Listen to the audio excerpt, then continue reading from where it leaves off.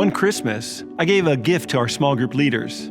It was this small plaque that is written out on it many of the one another verses from the Bible. It says things like, encourage one another, pray for one another, serve one another, forgive one another, bear one another's burdens, live in harmony with one another, speak the truth to one another in love, rejoice and weep with one another, be kind and compassionate toward one another, spur one another on to love and good deeds, comfort one another, teach and admonish one another, be hospitable to one another, and love one another deeply from the heart. Just think how relevant these are in what's going on today.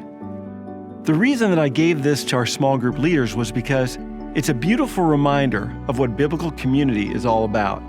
At first glance, you may look at these and say, oh, aren't those nice? How sweet. But these aren't really about being nice. In fact, living these out in reality might be some of the hardest work in the Christian life, because these call for humility, for self-sacrifice, for putting others first. In a nutshell, it means relating to one another the way that Jesus does.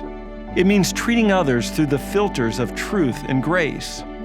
These are our marching orders for how followers of Christ are to reflect Him to others. And we can only do these things with any consistency by the power of His indwelling Holy Spirit in our lives. But consider what each of these look like, especially in our current living situations.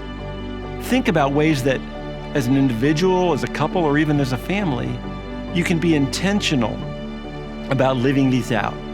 Not just in your own home, but also in your neighborhood. This is the time for the light of Christ to shine the brightest as you respond to opportunities that God gives you to serve others that might need your help, to share what you have with others with an open heart and open hands.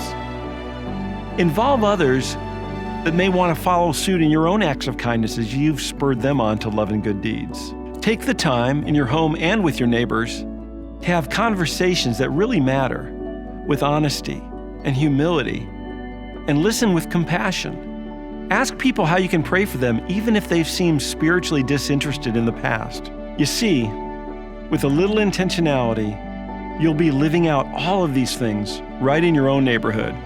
There is one of these one another verses that I'd encourage you to not live out.